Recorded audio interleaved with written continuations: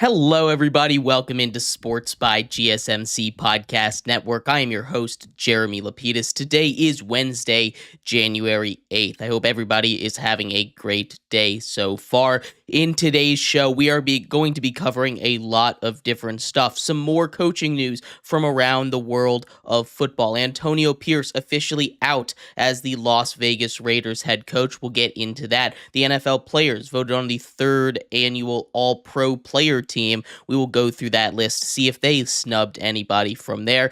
Power rankings for the NFL playoff teams and the NBA power rankings as a battle of two powerhouse teams between the Thunder and these Cavaliers take place currently as we speak. And then we'll close our show with a little bit more NFL coaching. There has been a lot of discussion surrounding Mike Tomlin over the last couple of years. We're going to talk about what the future holds for him and the Steelers and how long that relationship will last. But before we get into Antonio Pierce, remember, if you would like to be an even bigger part of the show than you already are, all you need to do is go to gsmcpodcast.net. Or if you are on YouTube, you can use that super chat feature.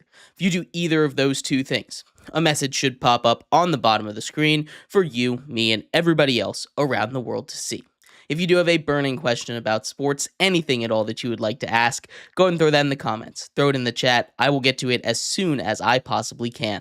I appreciate everybody so much for sticking around, talking some sports with me here on a beautiful Wednesday, January 8th. But like I was saying, we're going to get into our first topic of the day, which of course has to do with the NFL coaching carousel. Antonio Pierce is no longer the head coach of the Las Vegas Raiders. This comes as what I'm going to call a unusual one and done, right? Not your traditional one and done like a Jeremy Mayo who gets hired and then fired one season. He had 1.5 years to be the head coach. Now, the reason that Antonio Pierce was hired as the head coach for the Raiders was because of player protest. And I think that's a very important thing to pay attention to when we talk about the context of this firing, right? This was a guy that clearly Raiders ownership, or at least in my opinion, clearly Raiders ownership, did not want to hire. This was a decision that was forced upon them by guys like Max Crosby, who said he would demand a trade out of there if Antonio Pierce was no longer the head coach. They bent the knee to one of their star players, a guy that really was the heartbeat of their team, and said, okay, Max, we're going to go and keep your guy in the building. This was a move that, a lot like the Jeremy Mayo firing, I feel like was predetermined. And I feel like that's a little bit unfair. I'm not going to sit here and tell you that Antonio Pierce was the greatest head coach that was out there this coaching cycle, because that is just simply untrue. Antonio Pierce, well, I think he has a lot of qualities that would make him a good coach in the same vein of a Mike Vrabel, of a Dan Campbell. He's not a guy that's going to be able to turn a roster like the Raiders into a successful one. So for the Raiders, I don't think he was a good fit. And in that situation, I just think that sucks, because generally you only get one shot at coaching. Unless you do a really good job, then you might get another one somewhere else. Generally, you only get one. I don't think Antonio Pierce is going to get another shot, but he's a guy that, like a lot of other coaches, a lot of players' coaches, like Mike Vrabel, like Dan Campbell, like a guy that we'll talk about later on in Mike Tomlin, although not quite as much in Mike Tomlin's case, I think Antonio Pierce could have been very successful if he was put into a different team. But he's a guy that will get another opportunity. He will land on his feet. But I want to dive into this Raiders situation a little bit more, because we like to talk about how desirable a landing spot is for potential candidates, right? Because you have a guy like Ben Johnson, who has been in the news in the cycle coaching carousel for a very long time, and it's not for lack of offers. He's gotten offers to be the coach of the Washington Commanders, ultimately turned that job down. He's gotten offers to coach a multitude of places, has continually turned it down in favor of staying as the OC for the Detroit Lions. He's trying to get that fit that will make it work the most, and I don't blame him. Like we just talked about with Antonio Pierce, it's not always about the coaching style. Sometimes it's about the players that are on the roster. Antonio Pierce, I don't think, could have done anything to make this Raiders team successful this year. I think he did his best. But this Raiders team continually is not a desirable destination. And the reason why is because they don't have a quarterback. right? They have a lot of pieces that you might like to build around, right? We talked about Max Crosby. We talked a little bit about Christian Wilkins. Those two guys coming off the edge together make a devastating pass rushing duo. Outside of that, you don't have too much on the defense. Obviously, Brock Bowers, one of the best tight ends, arguably the best tight end in all of the NFL right now, is something that you'd like to build around. Jacoby Myers is a solid wide receiver 2. You don't really want him as your wide receiver 1, but the big thing is they're not in position to get a quarterback, and they're not in position to go and get what is kind of a weak veteran quarterback class this year as well, as far as the free agent market is going to be. The big fish out there is going to be Sam Darnold, and I'm sure some people are going to be convinced that's Sam Darnold to be the guy. And I honestly would not be shocked, because I do think the Raiders are going to go out and pay Sam Darnold a lot of money if he gets away from the Vikings and the Vikings decide, hey, we're just going to move on with J.J. McCarthy, which honestly I think they can do. I think Sam Darnold's success is more of a in the right system kind of thing, which he'd be great if he stayed with the Vikings, but I'm not sure if he's really the long-term answer there. That's getting into a whole new can of worms. Back to the Raiders here. They're talking about hiring back John Gruden. And that's ridiculous to me, right? This is a Raiders team that is currently paying now 3 head coaches. They're paying, of course, Antonio Pierce. They're paying John Gruden, who signed that 10-year, $100 million contract about 6 years ago at this point, right? And then they're also paying Josh McDaniels, who they fired just last season.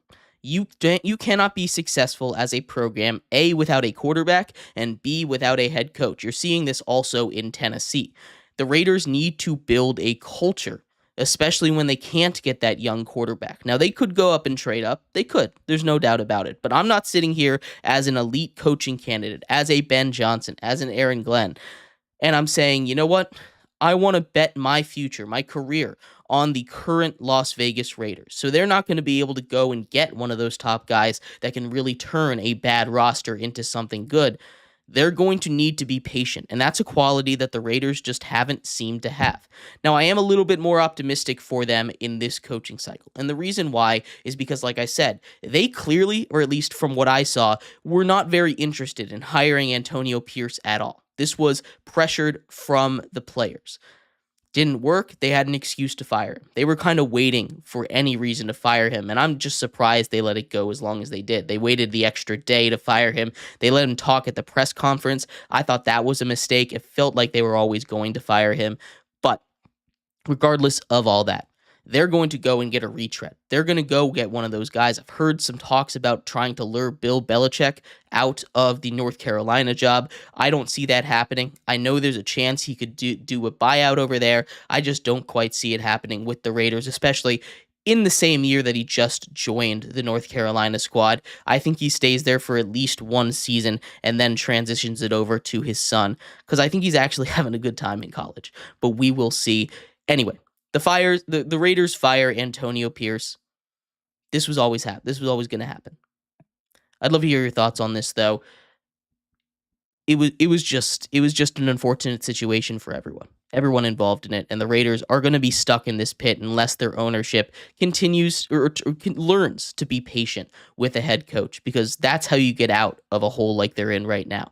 You have to really suck it up and be bad for a season, allow a coach to build a culture, but make sure it's a guy that you think can be the guy that can build a culture in there. But let me know what you think. I'd love to hear your thoughts on this. We're going to take a quick break. When we come back, we turn our attention to the NFL player All-Pro team. 3rd annual player All-Pro team. The players voted on the All-Pro team, not from the media. We'll talk about who they picked, if it was the right people, and more. Coming up next here on Sports by GSMC Podcast Network. I feel like I'm losing my mind. Is everybody in the world blind? Please, Lord, give me a sign, a sign. I feel like I'm losing my mind. Is everybody in the world blind? Please, Lord, give me a sign, a sign. I wanna be the greatest. Everybody on the fake shit. I look around and feel like everybody is the fakest. I make this every day and I'm impatient, hoping one day I blow up from the basement. Statement, the top is so vacant. I don't hear shit that I think week is amazing. Waiting for my day when I'm playing. Sold out shows for 1,000 faces. Hey, give me that crown. Get in my way and to be put down. It ain't your place, all this my town. If I want that shit, then I'll get it right now. I'm losing it, the news it fits. I'm losing shit, a stupid myth. You choose to live or choose to dip. You choose to fight or lose your grip and lose a gift. Oh. I feel like I'm losing my mind. Is everybody in the world blind? Please, Lord, give me a sign, a sign. I feel like I'm losing my mind. Is everybody in the world blind?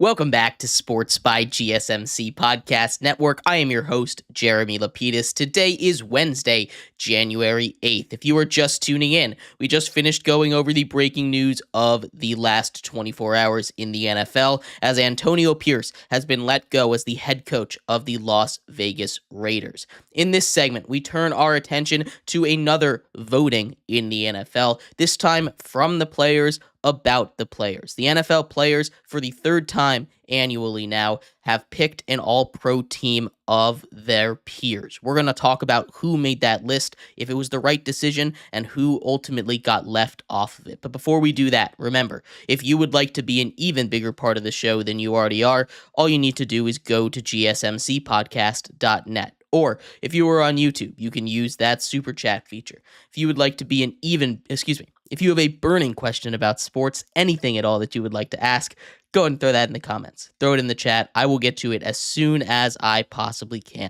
I appreciate everybody so much for sticking around, talking some sports with me here on a beautiful Wednesday, January 8th. But like I was saying, we're going to get into the all-pro team voted on by the players. And I think this is more indicative of a lot of things, and it really shows the difference between the media, how the media views certain players and how the players view themselves. Now, it's only first team all-pro. They didn't do the second and third team like the media does. So it really shows you who they think is the best of the best. We're going to start off on the defensive side of the ball here. And honestly, I thought they did a really good job this year. There's a couple guys that potentially could have gotten in, but I don't think there was a single one that they got wrong, at least on the defensive side here. So we're going to start off with the defensive line. They picked two interior defensive linemen, starting with Chris Jones from the Kansas City Chiefs. He, of course, is one of the most dominant forces in all of the NFL. And they also paired him up with Jalen Carter, who really emerged this season as the Philadelphia Eagles defense did as well, and is one of the key reasons why that defense is as successful as it is right now. Now, Jalen Carter, the one thing that I really want to highlight about him, and I'm sure a lot of you guys watching this already know this, but he plays almost 100% of the snaps. What you usually see at the interior defensive linemen, especially these guys that are as big as a Jalen Carter might be, is they're constantly rotating. Of course, it's a lot of energy, it's a lot of mass to be moving around. These guys are big, they're strong, they're powerful, and you want them at as close to 100% as you can, so you get him rotating a lot. But what Jalen Carter does is he stays in the game, and that is something that can make you one of the best in your of all time at your position. Now, that is quite the leap. It's only been 1 year of him really being this elite player, but if he continues this play for the rest of his career, he could be into some conversations. And I think we just need to be ready for that. Voted by his peers as one of the best this early in his career is incredibly impressive, and it just shows that we keep letting the Eagles draft these guys from Georgia and Alabama. Their defense continues to get better and better. The edge players that they selected, the league leader in sacks in Trey Hendrickson, and the man in second place in Myles Garrett. First and second place there. These two guys continues to just dominate. Now, Trey Hendrickson did it on a very bad defense, so I was a little concerned about how much appreciation he was going to get. And obviously, it's not all on sacks. We see guys lead their team in sacks that, they're not the best defensive players out there, but Trey Hendrickson is absolutely one of those elite players on the defensive side of the ball. He was the one bright spot for a Cincinnati Bengals defense that was just atrocious this season, and I'm glad he's getting the recognition from his peers. Same with Myles Garrett. Myles Garrett, I think, is just the best defensive player on the planet right now. You can argue with me, but I think he's the guy that everyone else on defense is looking up to and saying that is the guy that is ahead of me. No one is ahead of Myles Garrett as far as just consistently being the best defender in the NFL. You can make an argument for Micah Parsons, and I think he would have made this list if he was healthy. You saw the defensive impact that he made this season when he was on the field for the Cowboys. That defense went from one of the worst in the league to a defense that looked competent, started getting them a little bit of wins and momentum down the stretch of that season. Micah Parsons is a guy that's going to get a huge contract extension soon, and I think, is due for a defensive player of the year. Not this year, of course, because he did deal with some of those injuries, but he's someone that I think could have made the team if he was healthy. They also put in a nose tackle there. That was Dexter Lawrence, who is one of the best defensive players in the league. He had an injury that he dealt with, missed a little bit of the season, but he's still undisputed one of the best players in all of football. He is kind of that next coming at that position. He's strong, fast, athletic, and he's able to run and pass defend from the middle, which is incredibly impressive at his size, what he does at that position. He's one of the lone bright spots on the New York Giants, really the last couple of seasons.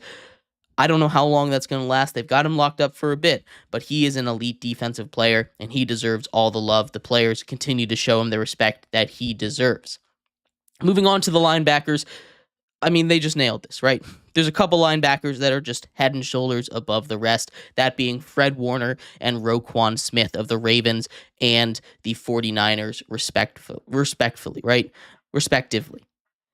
Fred Warner went out there and on a multitude of injuries was getting hurt, was playing on a broken ankle or a twisted ankle all season long. He went out there and just dominated. We saw Dre Greenlaw come back from injury for them. We saw Devondre Campbell quit in the middle of a game for them. But what he was able to do, what Fred Warner was able to do this season in a midst of just was a nightmare season for the 49ers, was incredibly impressive. Roquan Smith, of course, leading his team in tackles, a defense that has just continued to get better and better as the year has gone on. He's a guy that, if he plays at his best, the Ravens have a shot to win just about any game that they are in.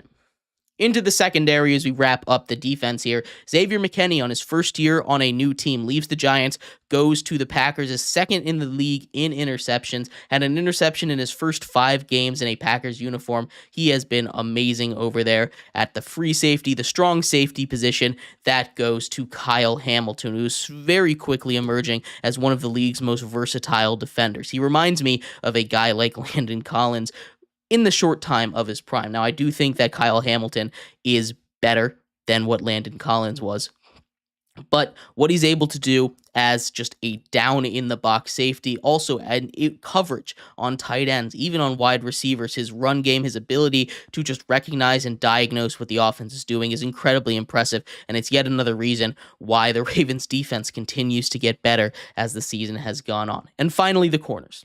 I think they knocked these out of the park. You can make an argument for a couple of them, but first of all, Pat Surtain, potentially the defensive player of the year this year, obviously was going to make this list. He has been a lockdown corner going up against most of the best receivers in the NFL this year, locking almost all of them down. He has been amazing all year long. Pat Surtain on the All-Pro team, and he's joined by Derek Stingley. And I'm glad Derek Stingley made this list because he is an elite cornerback in itself in what was kind of a disappointing season for the Texans. I know the Texans are still in the playoffs, they're still alive, but this is not what they expected, at least momentum-wise down the stretch here. Derek Stingley has been amazing.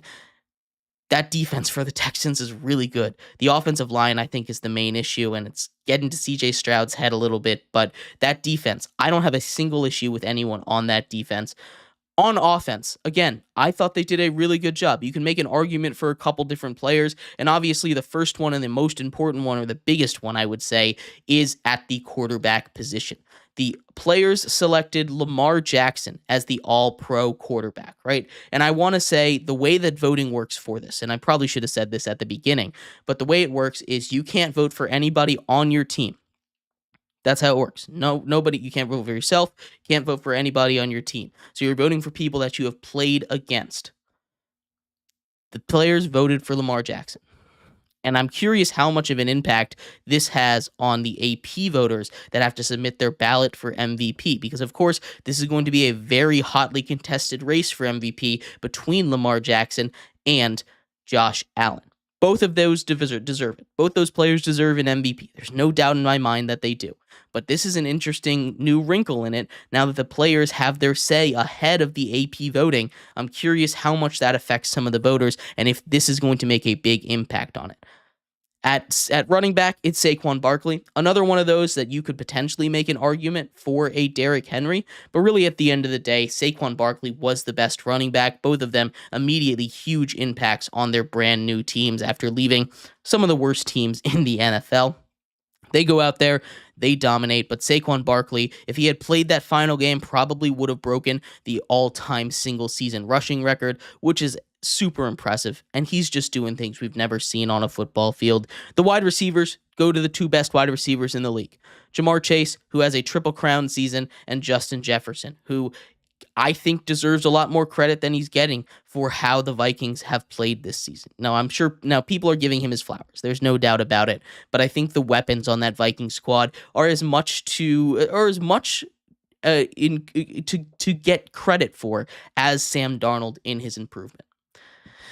At tight end, it goes to Brock Bowers, the rookie who has the best rookie tight end season in the history of the NFL, breaks multiple records in the top 10 for receiving yards, period, in the NFL this year. He has been amazing. He's actually the only rookie that made the list this year.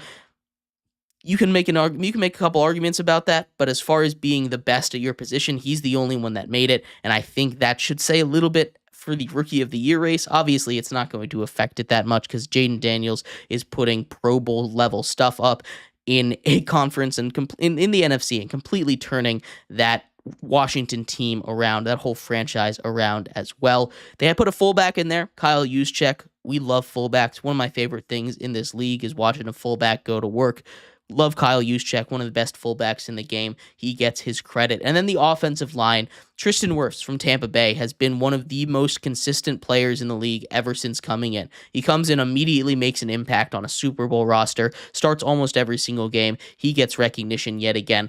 The Kansas City Chiefs actually have two players on the offensive line get in, and it's not the tackles. I know the tackles have been a bit of an issue for them, but Joe Thuney and Creed Humphrey both get in on the offensive line. Penei Sewell gets in as well, and Chris Lindstrom from the Atlanta Falcons gets his recognition. Again, I don't think they made a single mistake on this team. Really, I think the NFL players did a really good job, and I don't have any snubs, to be completely honest with you. Chris Boswell is the kicker. Logan Cook is the punter from the Jaguars. Marvin Mims, shout out to Marvin Mims as the punt returner, and Kevontae Turpin from the Cowboys is the lone Cowboy, actually, to make the list this year as the kick returner.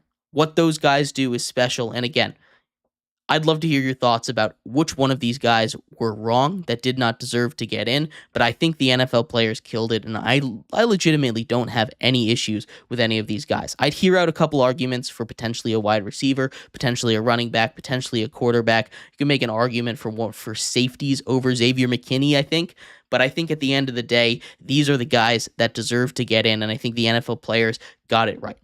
But let me know what you think. I'd love to hear your thoughts. We're going to take a quick break here. When we come back, we turn our attention to the NFL teams remaining. Instead of normal power rankings, which we finished up earlier on in the week, there are just 14 teams remaining. We're going to run through them, 14 down to 1. Who are the best teams left and who has most likely to win the Super Bowl this year? We'll be right back here on Sports by GSMC Podcast Network. For your daily fix of sports talk without having to pay for it? GSMC Sports Network is available on YouTube. Just search GSMC Sports Network. Get your fix of daily sports talk shows on YouTube. Absolutely free. NFL, college football, NBA, MLB, MMA, UFC, fantasy football, and so much more. GSMC Sports Network has shows running all day long, with new sports shows starting every 2 hours. Just like on your favorite cable sports channel, except GSMC Sports Network is absolutely free. Just search GSMC Sports Network on YouTube to catch one of like the GSMC College Football Podcast, Chip Shot Football Podcast, Hoops and Heels Women's Sports Podcast, GSMC Basketball Podcast, and so many more. Check it out for yourself. GSMC Sports Network, now available on YouTube absolutely free.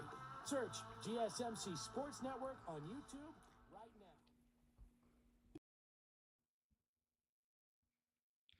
Welcome back to Sports by GSMC Podcast Network. I am your host, Jeremy Lapidus. Today is Wednesday, January 8th. If you are just tuning in, we just finished going over the third annual Players All-Pro team that came out last night and this morning. In this segment, we continue our coverage of the NFL. The NFL playoffs are here, just 14 teams remaining. We were going to do a power rankings as far as which team is the most likely and least likely to win the Super Bowl this year. But before we get into that, remember, if you would like to be an even bigger part of the show than you already are, all you need to do is go to gsmcpodcast.net.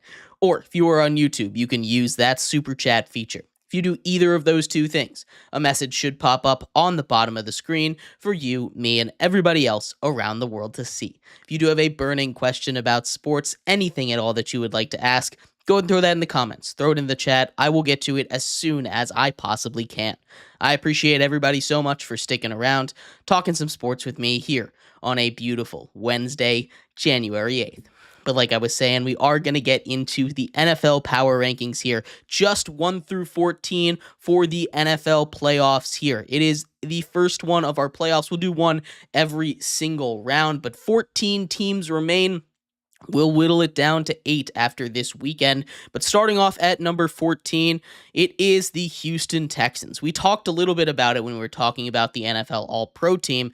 This is not the season, or at least the end of the season that they expected. The Texans started off hot as just about anybody, and then the offensive line started to show its cracks. CJ Stroud got uncomfortable in the pocket back there. He kind of regressed a little bit from where he was last season, and it's really showing. Joe Mixon, I think, is a great player, a really great running back for this team, and Bobby Slowick loves to get the ball going on the ground, but if the offensive line can't open holes against some of these better defenses, they're going to be in a lot of trouble. Now, I talked about the individual players on the defense. Like I said, Derek Stingley being voted by his peers as one of the top cornerbacks in all of the NFL. Well-deserved on his end. You have a couple of guys coming off the edge, Danielle Hunter and Will Anderson, that have just dominated on the defensive line all season long. And that's something that we'd love to see as well. There's a lot of guys on this Texans team that I think can make a huge impact in the playoffs. But overall, they just don't have the momentum right now, and I cannot trust their offensive line as they go up against some of these teams with really good defenses, specifically the Chargers in the first round. We know what's coming off the edge. Khalil Mack still has it, one of the best pass rushers in the league. Obviously, you have Joey Bosa on the other side. It's not going to be easy. He's not going to have a lot of time. CJ Stroud is in the pocket, and I think the Texans are the least likely team to win the Super Bowl this year. They're at number 14. At number 13, we have the Pittsburgh Steelers, and this is nothing to say about Mike Tomlin or the way that he runs this organization. This is more about the players that are on the field and just the fact that they really don't have a quarterback that I trust, right? This defense, when it plays at its best, is arguably a top 5 defense in this league, right? You have the guys to do it. You have the guys to shut down opposing offenses, but the offense is just not clicking right now. They're heading into the playoffs on a 4-game losing streak, 3 of those games against current playoff teams, one of them against the Bengals, who just barely missed out on the playoffs this season. The Pittsburgh Steelers are limping their way in, and you never want to see that. Just like in any other sport, momentum is a real thing. And it's a real thing that if you get hot at the right time, you can win a championship, right? It's one of the beautiful things about American sports. It's one of those beautiful things about football that you just don't have a team like the Chiefs at 15-2 that just automatically roll through every time, right? You can have a chance to see some of these teams that are coming from the wild card round cause a little bit of havoc in the playoffs. It keeps it interesting. It keeps viewers involved in the sport.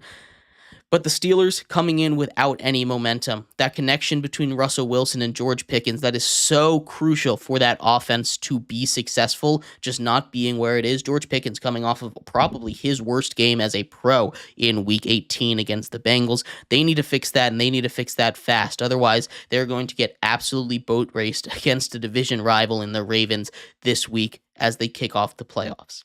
At number 12, we have the Denver Broncos. The Broncos are a team that in my opinion, actually are very similar to the Pittsburgh Steelers. You have a legendary head coach, a future Hall of Fame head coach in Sean Payton or Mike Tomlin. You have a quarterback that gets his flowers when the team is going good, but honestly, not really the guy that I'd like to rely on, Bo Nix and Russell Wilson. You've got a really good set of receivers that you can trust on the deep threat over there in Cortland Sutton and George Pickens. Marvin Mims stepping up pretty huge as well for the Broncos. But this is just a team that doesn't quite have it. They both have really strong defenses. The Broncos are ahead of the Steelers because I think they have a better defense, but they just don't have the juice this season. And maybe that's because I'm hard on Bo Nix. And I'm hard on Bo Nix because I just don't see that X factor in him. He's led a couple of big drives down the stretch here, and he's played really good football. There's no doubt in my mind that he's really cemented himself as a starting quarterback in this league. And I'm not going to take that away from him. But to put him in the tier of a top tier starter, to put him in the rookie of the year conversation this year, I think was a little bit ridiculous. He's got a lot of weapons, a lot of help around him. If any of that kind of falters the way that we saw the Patriots with Mac Jones falter a little bit after their first year, which I will say a very similar situation for both of those two quarterbacks, I just don't see it really working out well for the Broncos in the long run, and they'd get a tough draw with the Bills in the first round. Because of that, they're at number 12. At number 11, we have the Chargers. This is a team that I think is just 1 or 2 years away from truly being there. That defense, granted, against some not as tough competition this year, has been really impressive, right? They've held a lot of the teams down to one of the best scoring defenses in all of the league, right? They get a good draw against the Texans in round 1. Justin Herbert, in my opinion, a top 5 quarterback in the NFL. And all of that, they deserve their flowers. Jim Harbaugh should be in the conversation for Coach of the Year for turning a 5-12 team into a playoff team in year 1. A 5 seed, nonetheless, in an AFC that actually was very competitive down the stretch there. The Chargers are a very good team. I just don't trust the offensive weapons outside of Ladd McConkey to be reliable enough for Justin Herbert at the end of a game to really push them too far in the playoffs. I think they can win a game, but I don't think it's going to be enough because I just don't trust the weapons for the Chargers. Getting into the top 10, at number 10, we have the Packers. And really, I want to put this Packers team higher. I think they've got a chance to really make some noise, but the loss of Christian Watson is going to be really bad for them, right? He was a guy that really stretched the field. He caught every ball he caught was going for an average of 21.2 yards per catch. That is incredible, right? That is a true deep threat right there. He's going to burn you downfield, help stretch out the defense for some of those guys like a Jaden Reed that really feast on those underneath crossing routes and getting the ball in space. And that's something that a lot of those guys that are not quite the wide receiver 1 on the depth chart. I know they go down to like wide receiver 5 or 6 on the Packers here, would really help with the opening. Now, Josh Jacobs is going to be huge in playoff football, no doubt about it. They get a really tough draw, though, with the Eagles in round 1, which is another reason why they're down here. I'm just a little worried about the way that they're going to come out after losing to the Bears 1-5 against their division. They haven't really beaten any contender all season long. They lost to the Eagles week 1. I'm not taking anything away from that. It was bad playing field. Jordan Love got hurt right before they tried to do that Hail Mary attempt. A lot of things went wrong for them there. Jordan Love's still dealing with a little bit of an injury, and that's something to pay attention to as well. The Packers, I think, are one of the more dangerous teams, but they just get a tough draw, so they're down here at number 10.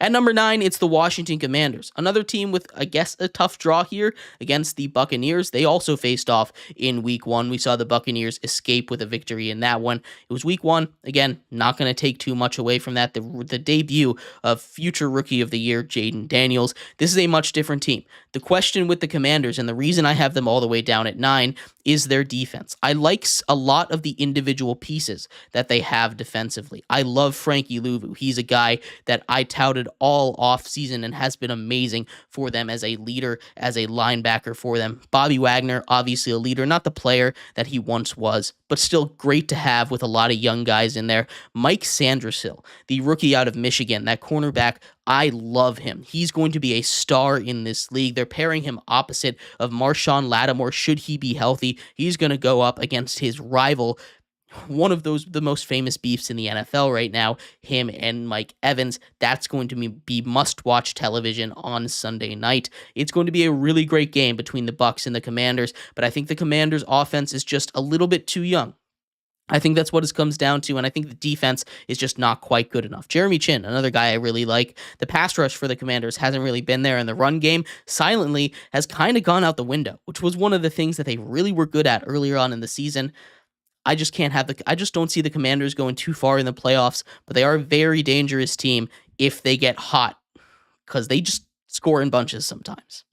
Getting to number 8, it's their opponent, the Tampa Bay Buccaneers. This is another one of those teams that if they get hot, you don't want to see them in the playoffs. They have dropped 40 points on multiple teams in the playoffs here, right? They dropped 40 points on the Chargers. They got shut down by the Broncos, though. This is a team that is very hot and cold. That's just what you get with Baker Mayfield. They were able to get Mike Evans over 1,000 yards. Vita Vea has been amazing all season long. They get Shaq Barrett. I think that could be a huge get for them defensively, but really it's all going to come down to what Baker Mayfield you get. Is he going to be able to play a great Baker Mayfield football for 4 quarters in a game? I'm not convinced he's going to be able to do that consistently. I think he gets past round 1 in the Commanders because I don't trust that defense, and I think he will absolutely tear them apart. But once you get into some of the later rounds there, I just don't really see it happening, and I think the Bucs are going to suffer a little bit for not having an elite starting quarterback over there. They have the number 8 right in the middle. At number 7, it's the Los Angeles Rams. This is a team that I think is, I won't say boring is the wrong word about this Rams team, right? Because they are a very explosive team, but when you take a look at them, they're kind of that cool-headed team is the way I picture them. They're not going to get out of a game. They're going to stay in every single game regardless. They've got a lot of young talent on the defensive end. If they can get a pass rush going with Jared Verse and Braden Fisk as those catalysts, those 2 Florida State boys, that is going to be huge for their chances here. I don't know how it's going to go against the Vikings because I think both of them are built very similarly. They can both put up a bunch of points. We saw a Rams team, and the reason I'm a little more hesitant about the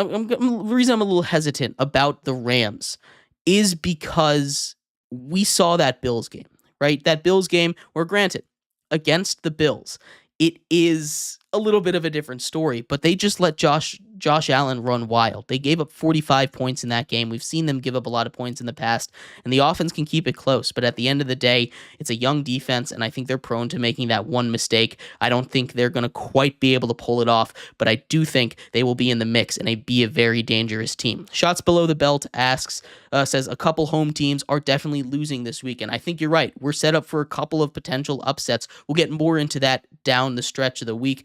Charchula asks, do you think the Chargers can make a run? I think the Chargers have all the pieces to make the run. I think they'll win in the first round against the Texans, one of those home teams that will go down. But I do see a little bit of an issue as far as the offensive firepower. Outside of Ladd McConkey, I just don't trust the weapons that they have. I love some Josh Palmer. Quentin Johnson's a little bit too drop happy for me. And I like this Chargers team a lot. I think Justin Herbert is a top 5 quarterback in the NFL. But at the end of the day, I just think the rest of the teams in the AFC are just a little bit too far ahead of them. I think the next couple years is when you could see him get a run. Maybe not this year, though. Getting to number 6, and I think this is where you start to border on the real contenders, is the Minnesota Vikings. The Minnesota Vikings here at 6.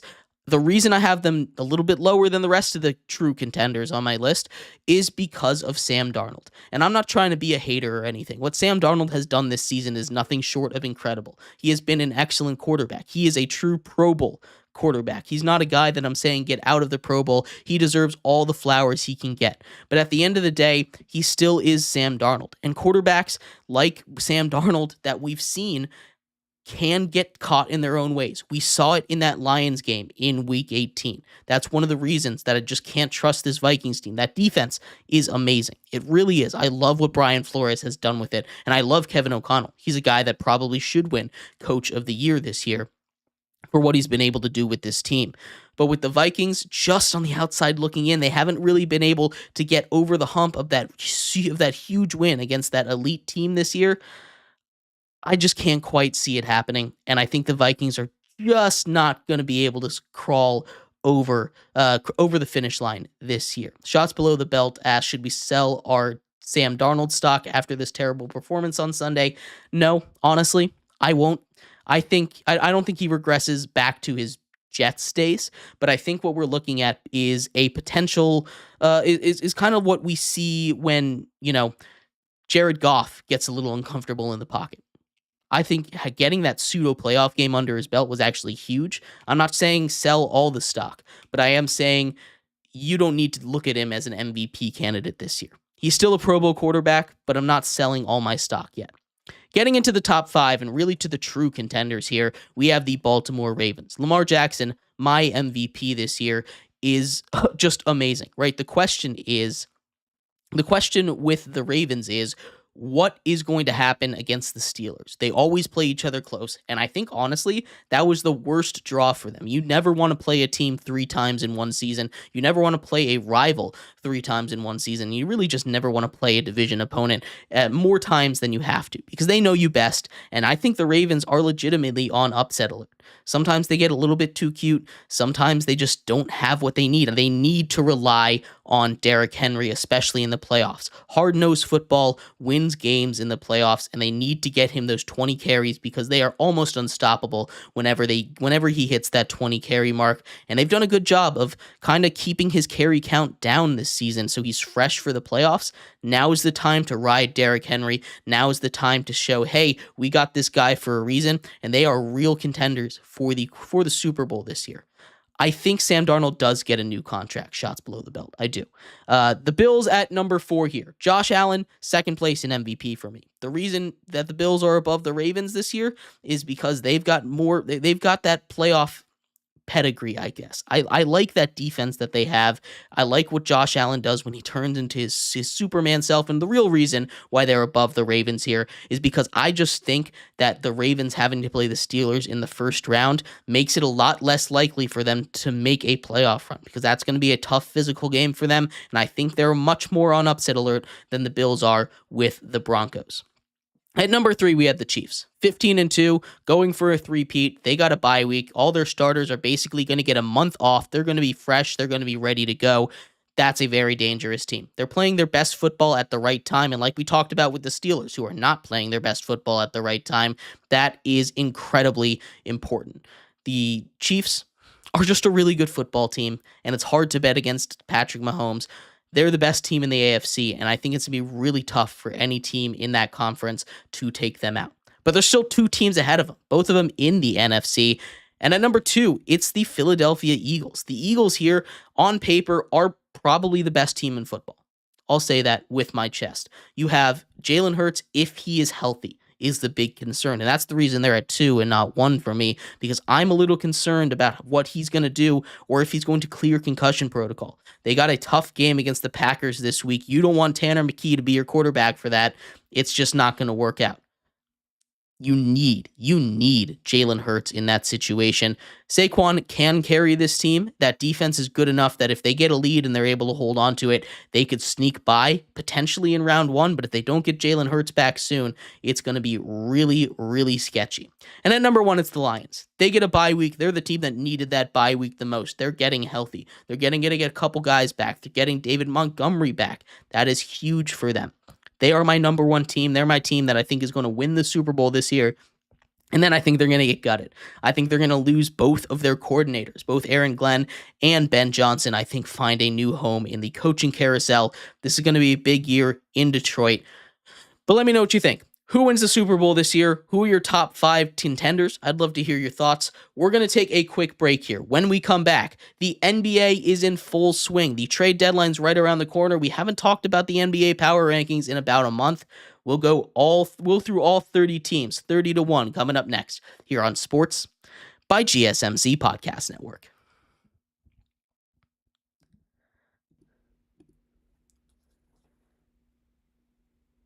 For the best and latest podcasts available anywhere, go to the podcast app on your cell phone and type in GSMC to access free content-rich podcasts on health and wellness, book reviews, sports, entertainment, relationships, social media, movies, technology, finance, and even weird news. Subscribe and download the GSMC Podcast, available everywhere podcasts are found.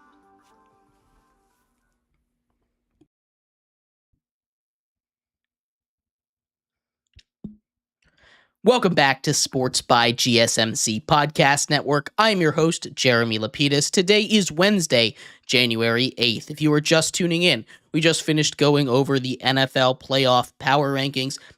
In this segment, we turn our attention to the NBA, a huge game currently going on between the Thunder and the Cavs. We're going to talk about all 30 teams in a little rundown of the NBA power rankings. But before we do that, remember, if you would like to be an even bigger part of the show than you already are, all you need to do is go to gsmcpodcast.net.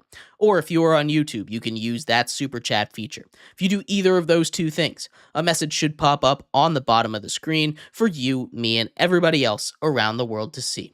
If you do have a burning question about sports, anything at all that you would like to ask, go ahead and throw that in the comments. Throw it in the chat. I will get to it as soon as I possibly can.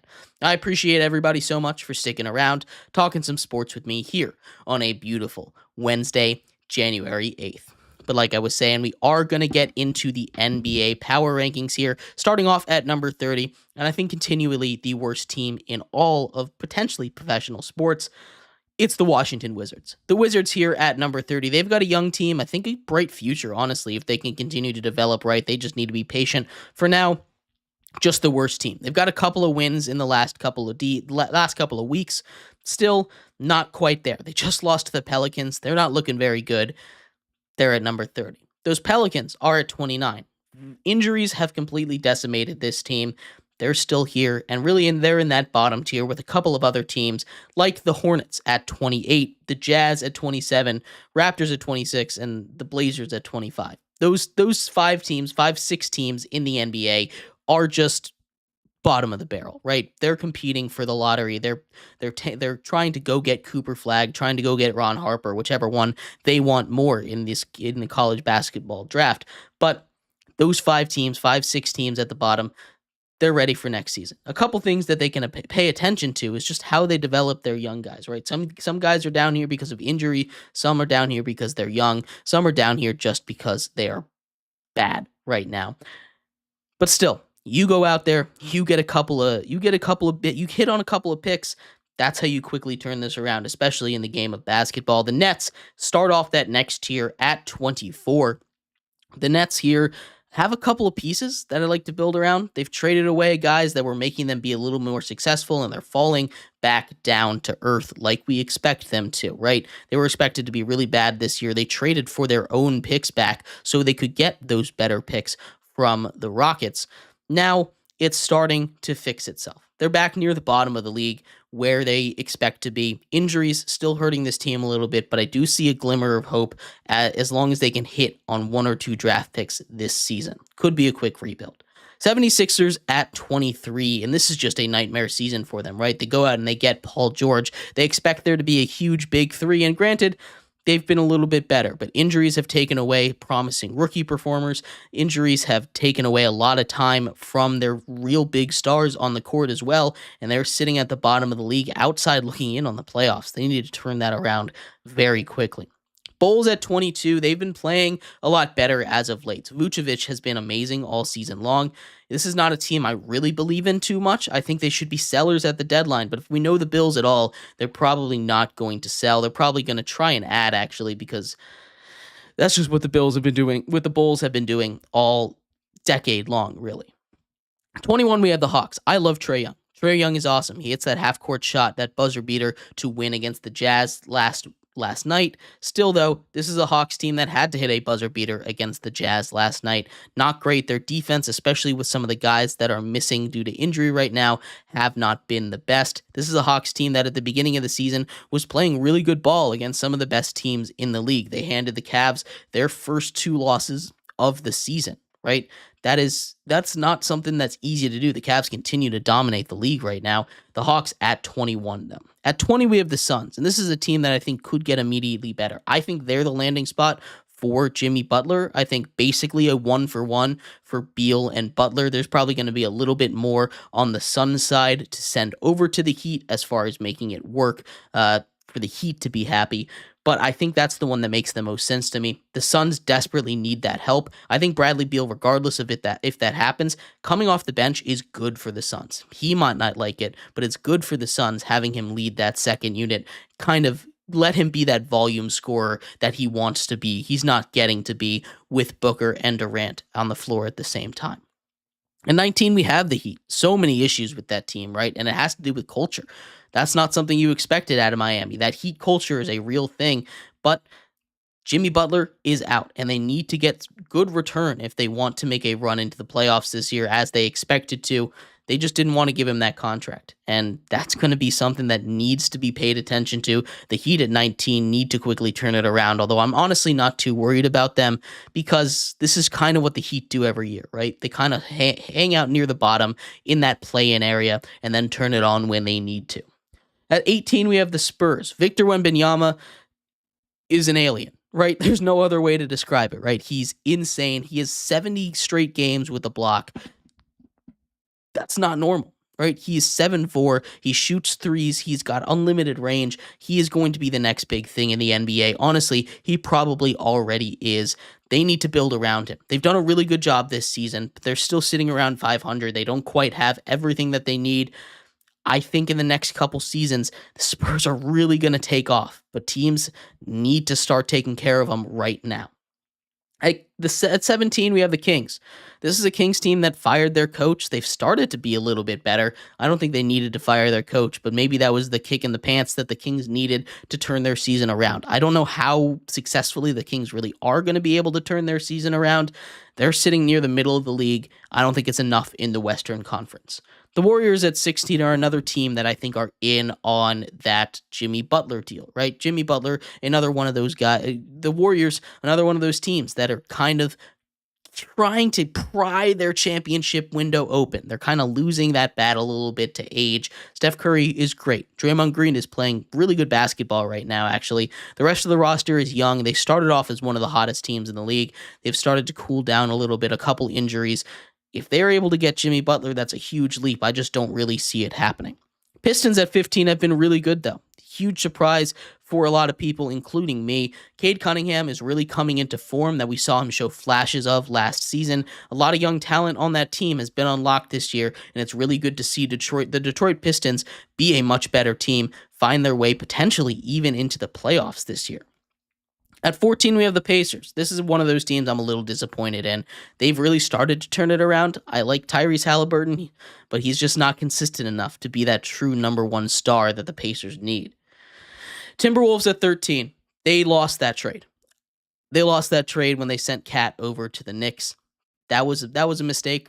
I don't know why they chose Gobert over Cat, but that's what they did. They got to live with that consequence now. They had to stay under the second apron, get rid of one of them, and I don't think they were getting too many offers for Gobert, so this is where we are now. Julius Randle and Dante DiVincenzo are starting to play a little bit better. Ant has been absolutely amazing all season long, but it's not that same level of Timberwolves that we saw them be last year. The Clippers at 12, that new arena has been really good. They're getting Kawhi back soon. That's going to be huge for them. They've kind of fallen off a little bit from the beginning of the season since we last did our power rankings, but still hanging around near the top 10. Bucks at 11, Giannis is amazing, right? Giannis is just great at basketball.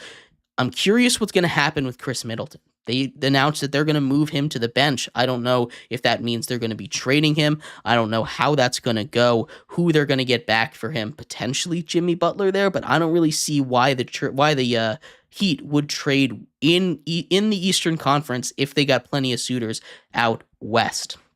LeBron and the Lakers stay in the top 10 for me.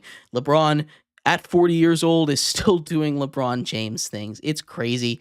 That team it's not the best, but really they're kind of sitting in that second tier of the NBA, maybe the third tier of the NBA, where they're not quite really championship contenders, but if they get hot, they can make a deep run in the playoffs. The Magic at 9, and they're just hit with the injury bug, right? I want to keep them up in here because they play really good basketball, but when the injury bug is hitting them the way that it is right now, it's tough to see, right? They're getting Paolo back, and that's going to be huge. I'm curious how much of a boost he will provide, but losing both of the Wagner brothers is just brutal for them for the year. Mavs at 8, another team bit with the injury bug. Kyrie Irving, Luka Doncic, both out. They're a little shorthanded, still finding a way to win games. That is huge to see for Mavs team that is coming off of a second place in the NBA last year. Nuggets at 7, they need more help for Jokic. That's it. One sentence review of the Nuggets. They need more help for Jokic. Is still playing like the MVP of this league. He's ridiculous. I love that pairing with him and Westbrook. I think that was really good of them to go get, but it's not enough. They need a little bit more help. Maybe they can load up at the trade deadline. At number 6, this is where I think we're starting to get into the contender territory right now. The Rockets, they're here, a little bit of unrest from some of their younger players. We saw that after a win against the Wizards pretty recently, but I still love Tari Eason coming off the bench, who has been amazing for them. Everyone on that young team has really taken a big step up.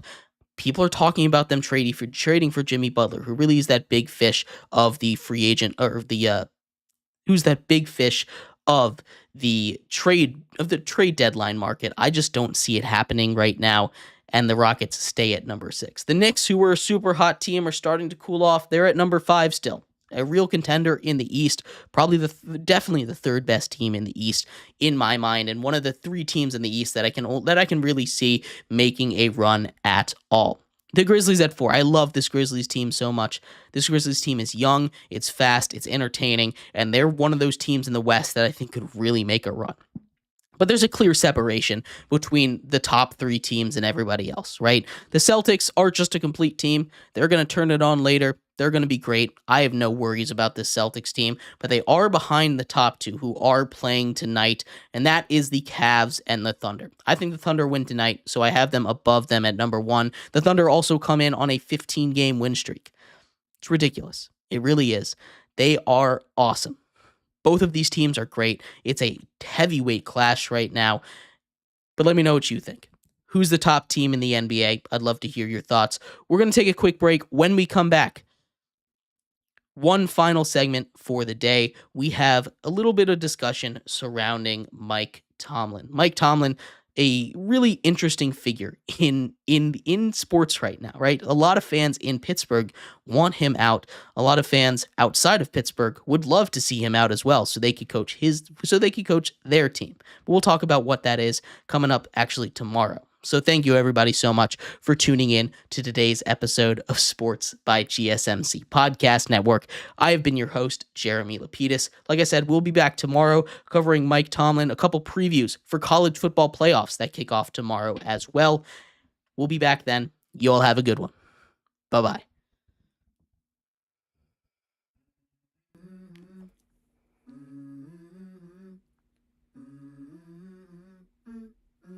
Let's go. I wake up to a little bit of drool on my pillow, feel like it's gonna be a bad day. Yeah, I'm tired of shit, and the coffee ain't hit yet. Damn, ain't that great. I don't wanna go.